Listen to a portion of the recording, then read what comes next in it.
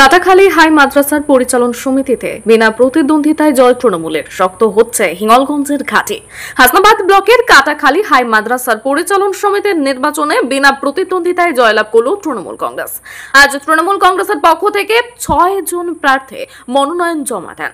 বিরোধী কোন রাজনৈতিক দল প্রার্থী দেয়নি, ফলে সকল আসনে তৃণমূলের প্রার্থীরা বিনা প্রতিদ্বন্দ্বিতায় জয়ী হন। এদিন উপস্থিত ছিলেন হিঙ্গলগঞ্জের বিধায়ক দেবেশ মণ্ডল, হাসনাবাদ পঞ্চায়েত সমিতির সভাপতি আমিরুল ইসলাম এবং বরুণহাট রামেশ্বরপুর গ্রাম পঞ্চায়েতের প্রধান আবুল কালাম সহ তৃণমূল কংগ্রেসের দলীয় কর্মী সমর্থকরা। তাদের মধ্যে এই নির্বাচন তৃণমূলের সাংগঠনিক শক্তি বৃদ্ধির প্রমাণ। 2026 সালের বিধানসভা নির্বাচনে হিঙ্গলগঞ্জের দলকে আরো মজবুত ভিত্তির ওপর দাঁড় করাবে এই সাফল্য। স্থানীয় স্তরে এই ধরনের বিনা প্রতিদ্বন্দ্বিতায় জয়কে ঘিরে কর্মীদের মধ্যে উৎসাহ লক্ষ্য করা গেছে। নেতৃত্ব আশাবাদে গ্রামীণ শিক্ষাঙ্গনে শিক্ষার মান উন্নয়ন ও পরিকাঠামোর ওপর আরো জোর দেবেন বলে জানিয়েছেন জয়ী প্রার্থীরা। আমরা এর আগে নির্বাচনগুলো দেখেছি, আমরা সেখানে দেখেছি যারা সিপিএম থেকে নমিনেশন জমা হয়েছিল কিন্তু তারা বেশি ভোট পায়নি। তারা সবসময় যখনই তারা নমিনেশন জমা করে তখনই তারা পরাজিত হয়। তাই আজকেও আমরা আশা করেছিলাম যে বিরোধীরা এখানে নমিনেশন জমা করবে, কিন্তু কোনো বিরোধীরা আজকে নমিনেশন জমা করেনি।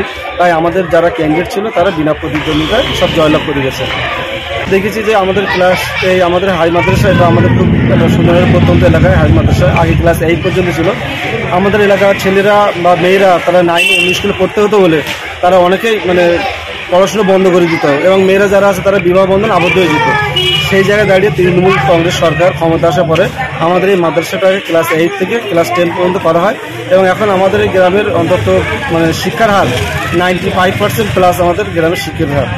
এবং আশা করছি যে আগামী দিনে আমাদের এই স্কুলটা আরও ডেভেলপমেন্ট করার জন্য যারা নবনির্বাচিত যারা প্রতিনিধি এসছেন ম্যানেজিং কমিটিতে, তারা স্কুলটাকে আরও বেশি ডেভেলপমেন্ট করবেন এবং শিক্ষার মানটাকে উন্নয়ন করার জন্য যা যা কিছু করার দরকার তা অবশ্যই এনারা। আমি আবুল কালাম, প্রধান, বরুণহাট রামেশ্বরপুর গ্রাম পঞ্চায়েত। দেখেন, এটা তো নতুন নয়, দীর্ঘদিন ধরে এখানে যারা অভিভাবক প্রতিনিধি নির্বাচনে আমাদের এখানে তৃণমূল কংগ্রেসের পক্ষ থেকে আমরা নমিনেশন দেই।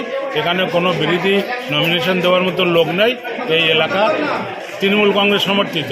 পঞ্চায়েত ভোট বলেন, লোকসভা, বিধানসভায় আমরা এখানে 90-95% ভোট পাই। সেই জন্য স্কুল মনোনয়নে অভিভাবক নির্বাচনে প্রতিদ্বন্দ্বী থাকার কথা নয়। দীর্ঘদিন এইভাবে আমরা আসছি, আমরা সিস্টেমের মধ্যে সেইভাবে নমিনেশন দিলাম এবং আগামী দিন স্কুলের উন্নয়নে আমরা স্কুলে উন্নয়নে সাহায্য করব। এবং আমাদের মাননীয় বিধায়ক সাহেব আজকে এসছেন, এটা আমাদের উপরি পাওনা।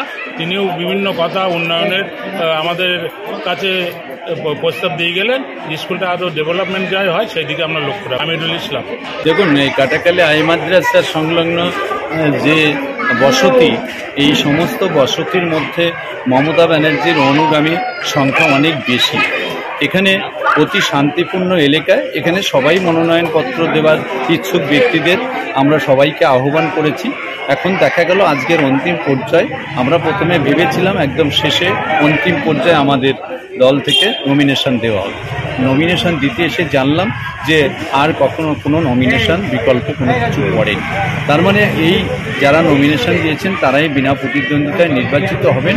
এই এলাকাটায় হচ্ছে টোটালি মানুষ খুব শৃঙ্খলিত এবং ভদ্র এবং শিক্ষিত মানুষ। অতি দরিদ্রতার সঙ্গে তারা এই ভদ্রতা বা শিক্ষার হাত যে জায়গাটা রেখেছেন, সেখানে কিন্তু দারিদ্রতার সঙ্গে সংগ্রাম করে এই সুন্দর জায়গাটা